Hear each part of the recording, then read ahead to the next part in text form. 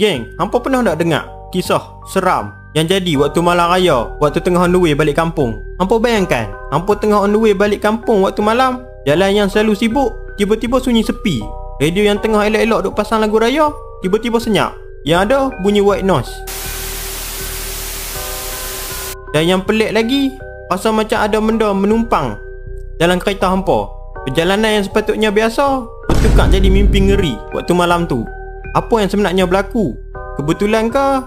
Atau memang ada benda pelik yang berlaku waktu tu? Kita panggil lelaki ni Razman. Cerita dia macam ni. Razman dia bertolak balik kampung dia waktu malam raya, sebab dia ada kerja sikit nak kena habiskan. Jadi dia bertolak lewat lah sikit. Perjalanan dia pula daripada Kuala Lumpur nak pi ke pantai timur. Semua pakaian dan barang keperluan dia dah siap semua dalam kereta.